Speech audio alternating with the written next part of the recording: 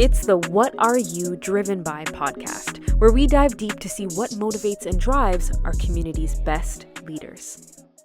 And welcome back to the What Are You Driven By podcast, where we discover what drives our community's best leaders and how they engage their teams to fulfill their potential. I'm your host, Diondra Filicetti, and the author of the book Engagement Economics and a professional speaker and trainer. But more importantly, today I have a special guest, and I am joined by Nikita Garner, the director of operations with over 15 years experience in people management, spanning sectors such as retail, wellness, travel, fintech, and high growth startup environments. Welcome, Nikita. Thank you so much, Diondra. I'm so happy to be here. Me too. I'm really excited to learn from you about your experience across all these different sectors. So for our listeners, would you mind just giving us an overview of who you are and what you do? Of course. Thank you. And first of all, I want to say that I feel very honored to be here because, like I said, I listened to quite a few of your podcast episodes, and you've had some really incredible leaders and speakers on here. So I'm very honored to be one of those people today. So happy to have you. This is great. Wonderful. So about me, I am many things. I am a woman and a person of many passions and interests, and that has led me to many pivots in my career. So as you mentioned, over 15 years, nearing 20 years of experience now in a lot of different industries and a lot of different roles. And I started in sales and customer service in the retail, wellness, and travel industries. And the reason I got into those type of roles is because I really love people, and I love working with people, helping people, leading people, and coaching people. And so I was just naturally drawn to roles like that, where I just got to talk to people all day, figure out what were their problems, how could I help them solve them, whether it was a customer or a teammate or someone who was reporting to me. So I really love that, but because I like to stretch myself and learn and grow and do different things, I pivoted into more of the wellness industry, where I was actually a holistic nutritionist for a few years. Again, because I really love to help people and serve people. And so that was more of kind of a side hustle, a business that I did on my own for a while. It was wonderful, but it was also a bit exhausting because it was one of my passions. And so I wanted to do something different again. And that's when I got into tech. And this was a whole new world for me. I'd never been in tech before. I'd never worked at these kinds of high growth startup environments before. And so I got my foot in the door as a receptionist because I knew I could do this. And then after a few months, a position opened up for sales onboarding program manager. And I was like, I know sales, I know people, I've done onboarding, I think I can do this. And that was a huge pivot in my career. So yeah, after that, I got really into program management, project management, where I wasn't necessarily leading people directly. I didn't necessarily have people reporting to me directly, but I was working very cross-functionally across a lot of different departments in the organization, learning how everyone connected and worked together. And I learned really how I remove blockers for people, how I enable people to do their best, how I remove those dependencies, anything I could do to move a project forward. And it wasn't just about the work, it was about enabling the people. So I loved that, but again, wanted to do something different. And then I got into fintech, where I currently am.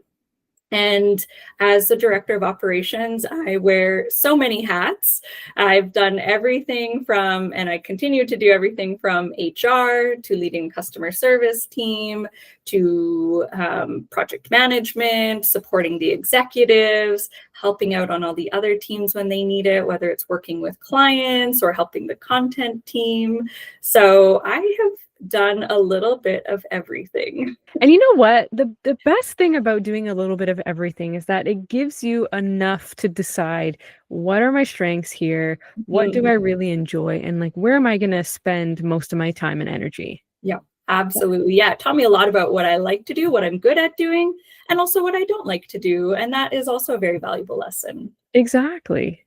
So, this journey has brought you into leadership in a number of different ways through those pivots as well.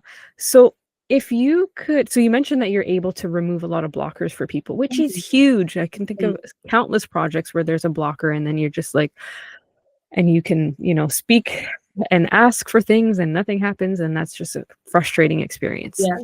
So that's an excellent quality. But what are some other characteristics of a leader that you think are important?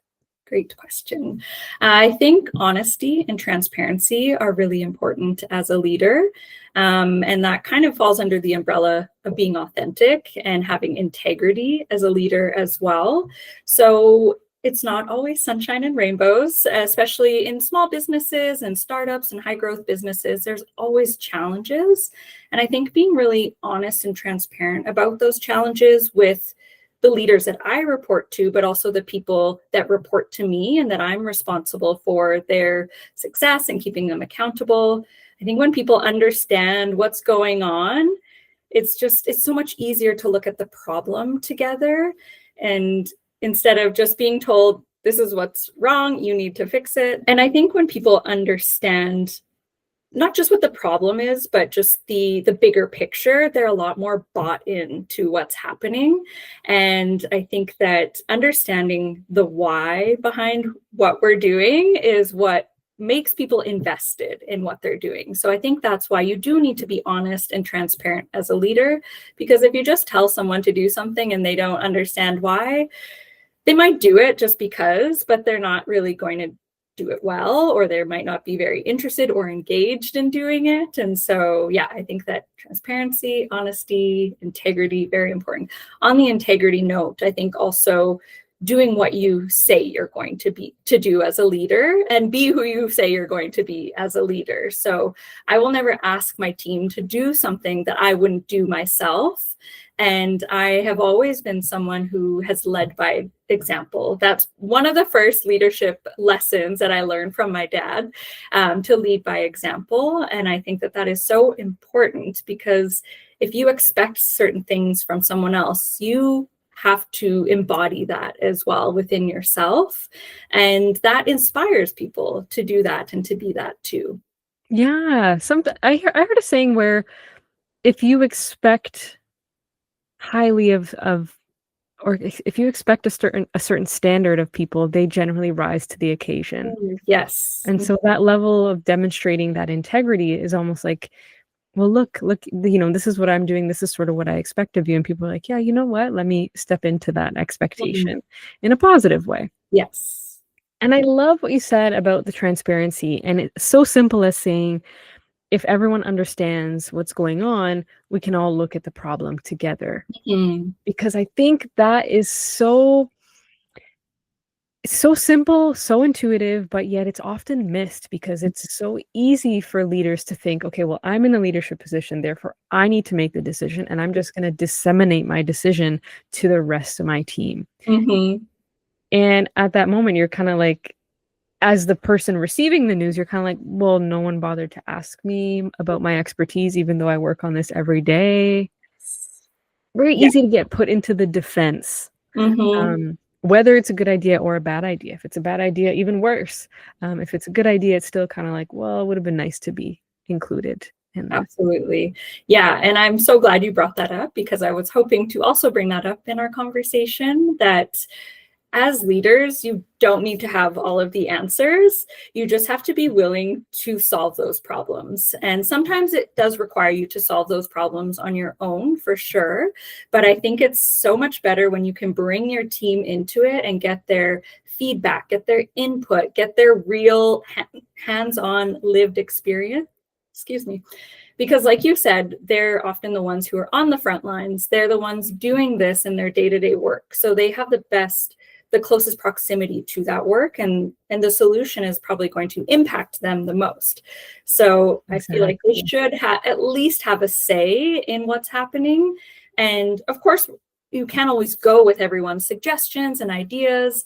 And I think that's okay, as long as people feel heard. If we Exactly. listen to them and understand that if we make a decision that isn't what you ideally want to happen, this is how we can manage that together. Yeah.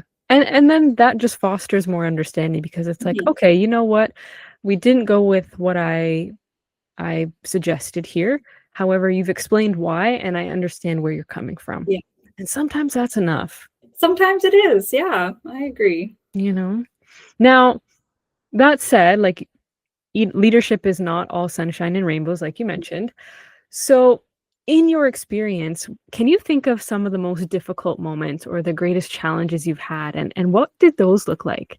Yeah, kind of leading off of what we were just talking about is I've often been a leader, but I've often had leaders to report to as well.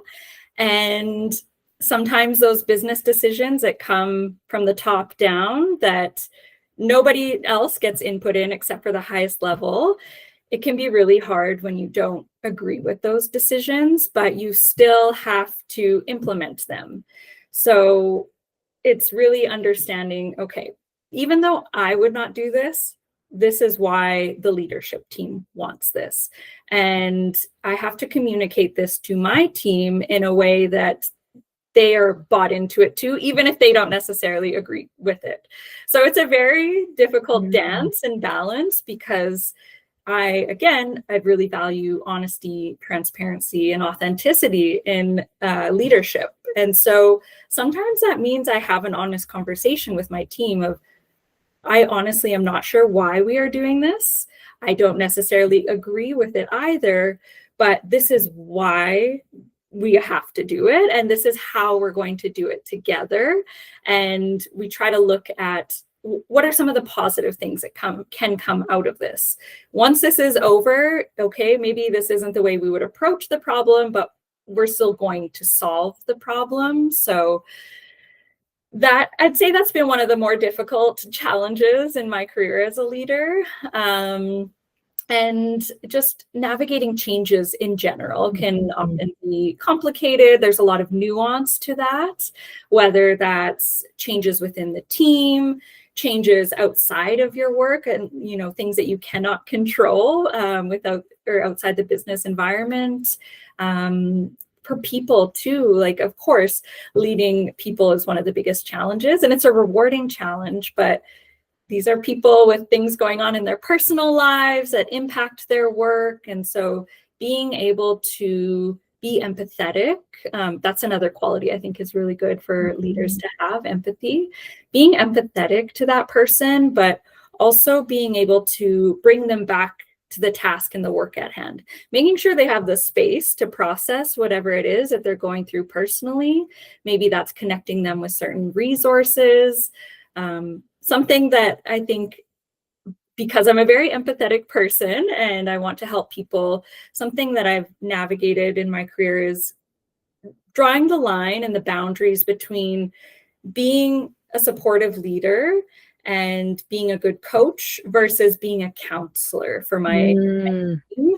And I think sometimes that line can get blurry, especially as you become friends with your coworkers and your direct reports. But knowing that, like, I am not qualified to be a counselor. And while I do want to lend an empathetic ear, and I do truly want to listen to this person, understand what they're going through and and where they're coming from, I need to make sure that I'm thinking of the best interests of the rest of the team as well. And so, again, a very nuanced situation to navigate, but a rewarding challenge as well. That's for sure. And what I was gathering from all that is this sense of balance. So Mhm. whether it's balancing your team's priorities with the leaders above you, Mhm. versus being that supportive leader versus, trying to keep the team focused on the task at hand, like being having these multiple obligations is Mhm. difficult. Yes. Um, and I think, even in our personal lives, sometimes we find difficulty with that. Like how Mhm. far of a, I don't want to say rope do we give people, but like how Mhm. much do we give versus where do we have to draw the boundary? Yeah. And I think that's a difficult skill regardless. But when you're in a leadership position and you're held accountable to objectives, like that can be a real difficult skill to master. Yes, and it's one that I think you're constantly working on. And some people are more natural at it than others. And a lot of times you just learn trial by fire and you just kind of go through it and you learn from the experience. So Yeah. yeah, it's a constant evolution and a balancing act, like you said. Yeah, absolutely. And everyone has a different style of Mhm. leadership and a different personality. But I do think the underscore that you set of the understanding and the transparency is huge. So even if something is coming top down and you don't necessarily agree with it, there's some school of thought that says that, oh, you have to show that your solidarity with upper management and just, say Mhm. that this is the right thing to do when you don't necessarily believe that. Mhm. And I think that's a way to lose trust with your team. I think Mhm. by saying, "You know what? We're in this together. I'm here with you. I don't Yes. necessarily agree and here's why, but this is what we have this is what we have to do." Yeah. I think I would prefer that approach, Mhm. because then it just makes you feel like you can trust your leader a little Yes. bit more. Yeah, Yeah. I'm definitely with you on that one. And I know that as leaders who, especially if you're employed by a company, you've been entrusted with this responsibility to lead the team in a certain way. But I also think that as a leader, it's really important that you advocate for your team and you make sure that their voices are heard. Because especially when you're in a matrixed organization or a tiered organization where those higher level leaders are not hearing the voices of the frontline workers and the rest of the team, it is really important that as like a middle manager, you make sure that those voices are heard on both sides. Yeah, But especially it means a lot to me to advocate for my team. that's amazing. And I think one of the things that a lot of people who are employed feel is that their voice isn't heard. Mm, So to be making a specific effort towards ensuring that happens, I think is really important and a very important leadership quality. So mhm. thank you. Yes. And so, okay, we have to ask because you've been involved in so many different industries that I'd love to know, you know, managing people across all these different industries, like what were the differences that you saw between the industries? What was most difficult? What were the differences? And, what did it take from you to succeed in those industries? Great question. And not only was I managing across industries, I was also managing in across two different countries. So I'm from Canada, live in Canada, but I did live in the US for about 8 years. And so I Oh, was working in different environments there, which I know Canada and US people think we're basically the same, but there are so many subtleties within the culture and people that you almost don't even notice, or you wonder if you're a little bit crazy because you're like, is it different? Are people different? Is it just me? So yeah, navigating those very subtle differences, cultural differences. And I think that self-awareness is a huge value or attribute that really helps with that. Um, and when it comes to managing different teams across different industries, I think people are people. So there are going to be different people on every team that you're managing or that you're leading. So I think coming in as a new leader to some of those teams, just really listening to people and understanding who they are, what motivates them, how do they operate, how do they like to be led, how do they like to receive feedback, and just I'm a very adaptable person. And while I do have a general kind of overarching approach to my leadership, I'm also very adaptable in how I work and interact with people. And I think that just having strong communication skills is like a cornerstone or a key to being able to manage different teams across different departments, different industries, different cultures, is just being able to clearly communicate what you're asking for, why you need it, how you can help that person achieve it, keeping them accountable and keeping yourself accountable too. And I think, yeah, communication is so important no matter where you are. it's funny you say that because for two reasons. Number one, most leaders do not go to some fancy leadership school. they Mhm. end up in a leadership role. And so skills like self-awareness or communication are not necessarily things that they've been taught. It's like Mhm. you step into this role and realize, okay, this is what I need. I need to develop this, this, and this. And Mhm. it's really up to the leader at that point to develop, or, you're going to have potentially a negative impact on your team. Mhm. And then you mentioned how communicating is important to explain very clearly what you're looking for and why. So in one of the trainings that I do on communication, I talk about this 4-part message model. And it just going through the exercise of writing out 4 parts, I find is really helpful because it forces you to answer all the questions. So it goes context. So how did we end up in this situation to begin with? Then number 2 is the message. Number 3 is the why. Mhm. And then number 4 is the call to action. Mm. Sometimes we're missing the context and sometimes we're missing the why. So we just say a message and ask for some action, and then people are kind of like, whoa, whoa, whoa, whoa, whoa. Mhm. First of all, how did we get here? Second of all, why is it happening? Yeah, that's wonderful. That's a great framework and a great exercise. I think so. So, we've talked a little bit about the transparency, empathy, self awareness, communication, and those things that you developed as a leader. Now, turning your attention to the people that you were managing and trying to keep their engagement and motivation up. That's a tough job as well. So, Mhm. what would you say were your strategies for keeping your team or trying to better engage your team? The first thing is recognition and appreciation. For me, I am a verbal affirmation love language person. So I know I really appreciate hearing when I'm doing well and when I'm doing well.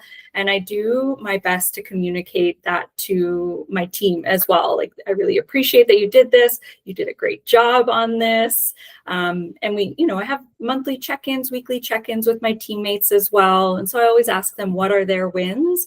And I make sure those are celebrated, not just in that conversation, but across the team as well. So giving them more visibility across their teammates, but also the other level of leadership above me. So when it comes time for promotions or recognition through other means, that person has visibility too, not just within the one-on-one conversations that I have.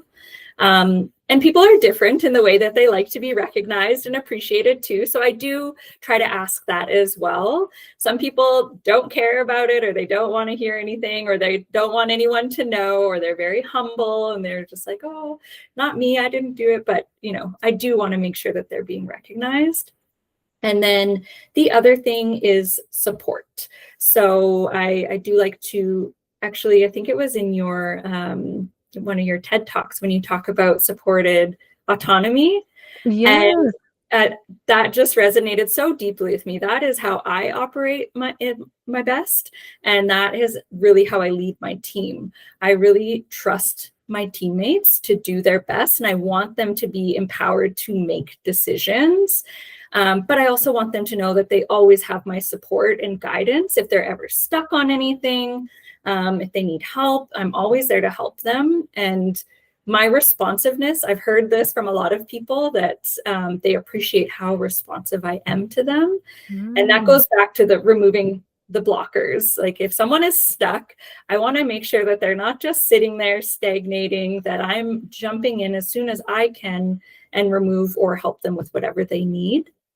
And I think that helps keeping people moving forward. I think that generally the teams that I am on, there's people who really are growth minded, have that growth Mhm. mindset, and I have that as well. So I think that if I'm stagnating in a role, I'm not really engaged, or I'm not really motivated to move forward. So I try to keep that going with my team as well. I'm sensing a theme here, and the picture that came to my mind was actually a boulder. And I want to explain, um, like if your teammates or if your team is a bunch of boulders and they're all rolling forward, right? They start to get disengaged, they start slowing down. So Mhm. you're the person who's taking away any blockers so that they can keep moving forward. When Mhm. they feel tired or they can't move forward, you're there to recognize and to motivate them and to make them feel appreciated, where they're like, okay, I've got that energy to keep going. So I just pictured you as a leader who's constantly keeping the ball rolling, or the Mhm. boulder, Yeah. whatever you want to say. Yeah, That's a great way to say it. Whether it's a little push from behind or removing a blocker or barrier in the front, it seems like keeping the momentum of your team is really important. So that responsiveness, being there right when it happens, is really important. So with almost 20 years experience, you've been through a lot and you've learned a lot. So let's go back to the beginning when you first started and picture someone else in those shoes about to begin this journey into leadership. What's the advice that you would give to them based on what you know now? A few things. I would say listen more than you speak at first. Again, like I said, as a leader, you don't have to have all of the answers. And sometimes it's better to let your team come to those resolutions on their own. I think that's a really important part of coaching, is not always just telling someone what the solution is and not doing the work for them, but letting them come, asking the right questions and listening and giving them the space to come to those resolutions themselves. So yeah, listening more than you talk is definitely a piece of advice. Build trust. I think that is one of the most important things, not only as a new leader, but as a leader, as an experienced leader, building trust so that your team knows that you have their back, that they can rely on you, they can count on you, they know that they can come to you with anything. So I think, being approachable and being likable, those are kind of personality traits. But I think that people can learn those traits too, because people want to follow and work with people that they like, that they feel comfortable with, that make them feel good. And so I think that, even if you don't know what you're doing at first, show up and be positive, build that trust, build that reliability, that sense of responsiveness. Ooh, one other thing that I was going to say about the listen more than you speak is, I think a lot of people think, especially as a new leader, you think you have to be the loudest voice in the room, that you always have to have something to say or some kind of answer. And I think it's okay, especially at first, to be a quiet leader, to observe what's going on. What are the team dynamics? What is the business dynamics? And understand how you fit within those dynamics. Which brings me to another piece of advice, I think, for new leaders and existing leaders, to always be true to yourself, because I think that you are a unique person. You're a unique individual with unique qualities, and you are in that leadership position for a reason. And I think that you need to recognize what those unique qualities are that you have, and don't compromise your values. Don't be or do things that you think someone wants you to do. Do it in a way that feels true to you and really has your best interest and your team's best interests in mind. I love that. I think, like you mentioned, the trust is super important. A leader that comes to mind is one of the best leaders I've ever had. And I'm going to name drop her because I think it'd be nice for her to hear this. But her name was Marina. And she was one of those people who, I trusted so much. And whenever I ran into some sort of barrier or I didn't know something, I knew for sure I could go to her, and I could, even if she didn't have the answer, she would help me frame it out and figure out, okay, what's the best course of action here based on her experience as well. And so having that trust to know that you can go to this person, it prevents blind spots, I think, for leaders, because if you don't have that trust, then people are not going to tell you the things that you need to hear to make better decisions as a leader. That is a great point. Right. And then we have this situation where we're like, everyone's like, oh, yes, no, everything's fine. There's no problems here. Yeah, which that's a really good point. I think also leaders need to be willing to accept feedback, and we need to have humility and know that we're not always right, and we're not always going to be right. And I think it's okay, especially if you own your mistakes and you take accountability for those, that, hey, maybe I did this and it wasn't the best way to do it, but I did it, and now we're going to move forward in whatever way. But being open to receiving that feedback from your team as well, because as leaders, we do need to give constructive feedback. We also need to be able to receive constructive feedback. And sometimes I think it can be a little bit harder for leaders to receive it because, we're at a certain level in our roles or our careers where we do have a lot of things figured out. But that doesn't necessarily mean that it was right or that it was right for someone else in that moment. Yeah. I think the accountability piece that you mentioned is one of the most important parts. In the past, I've had leaders who will instruct you to do something, and then when it turns out it's the wrong thing based on their manager, they just kind of step back and say, well, look, it was Diondra who did it. Yeah. And the erosion of trust and engagement with that small, like just by stepping and saying, hey, yeah, that was my bad, would change everything.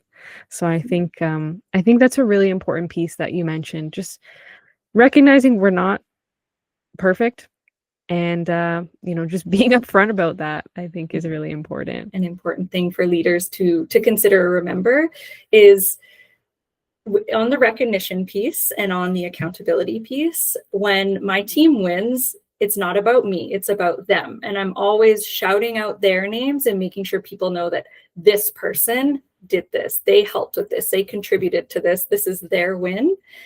When we make a mistake, excuse me, or when we lose as a team, that's when I say we, or I take responsibility for it myself. I will never throw a teammate under the bus because I'm their leader. I could have guided them or I could have coached them a little bit better on that solution. So I think we win as a team, we lose as a team. And I always try to kind of protect that person a little bit too as a leader and use it as an opportunity for me to learn about how I can also do better next time. That's awesome. Wow. I think that speaks to your integrity as well as a leader. I really think that small language shift when things are going wrong makes a huge impact on the person who made the mistake because they already feel bad. Yes. So then to just double down is, So speaking of wins, I want to talk about one of your wins as a leader. Is there a moment you can think of or a story you can share where you had a really rewarding moment as a leader and thought, okay, wow, I'm doing something right here? I think I've heard this quite a few times, and I'm very grateful to have received this. I've had many of my direct reports and my team tell me that I am the best manager that they've ever had. And to me, I'm so honored. I feel like I did my job well. I'm grateful that they felt supported, that they felt empowered, that they grew within their role. So I think as a leader, I think that's the best feedback that you can receive is, you're the best. Yes. And definitely want to recognize you for that. I'm very honored that on the podcast, I get to interview such incredible leaders. So for you to be that person who's saying, oh, that's one of the best bosses is awesome. So, that validates everything that you're sharing with us, knowing that the things that you're mentioning, the qualities that you want to embody, it works. It works. And it's making a real difference in people's lives. Yes. Thank you. Thank you. Oh my goodness. Okay. So we need to know one question that I ask everyone on the podcast. Signature question, Nikita, what are you driven by? Yes, actually was thinking about this a bit before the podcast. And I think what it comes down to for me is self-actualization. I'm always striving to be the best version of myself, to improve myself in every area of my life. And I do celebrate my wins and my progress, but I'm always striving for growth and I'm always striving to realize my potential. And so I think that includes learning everything that I can, being the best version of myself, doing the best that I can in any given situation. And that is really what drives me. Wow, that is awesome. And okay, follow-up question to that. For those who are also interested in growth, what are some tips? Maybe it's a book that you read or a podcast that you listen to, a piece of advice, whatever it is. What would be your top tip or top tips for growth? Gosh, I have read so many books and listened to so many podcasts on the topic. So I feel like that's a whole nother conversation. But I think one very simple and easy to implement piece of advice that I received was just be 1% better than yesterday. You don't have to make grand leaps and bounds. You don't have to completely uproot your life or shift things around. That's great if you want to, and that's what works for you. And sometimes in certain phases of your life, you need that kind of change. But I think that just making it more sustainable is just focus on making one better decision today than you made yesterday. Focus on doing one thing better today than you did yesterday. And then those little micro habits, they just continue to build and build and build. And next thing you know, you look back a year from now and you're a completely different person. Your life is completely different than it was. And it's because you just did one thing each day that was a little bit better than the last. Nikita, thank you so much for sharing that. Thank you so much for joining us on the What Are You Driven By podcast. If our listeners want to find you, where should we direct them? Thank you so much. I am not very active on social media. I don't have a website or anything yet. So the best place to find me right now is LinkedIn. It's Nikita Garner, and there might be other ones, but hopefully you can find me that way. Awesome. You'll just have to look at the podcast icon photo and Yes, match it up. exactly. Excellent. It has been such a pleasure to have you on the podcast, Nikita. Thank you so much for spending this time with us. Thank you so much. It's been a pleasure to be here. Excellent. And thank you to our listeners for tuning in to another episode of the What Are You Driven By podcast. We hope that you'll join us next time for another incredible leadership story. So make sure you subscribe and connect with us online at Driven by Co.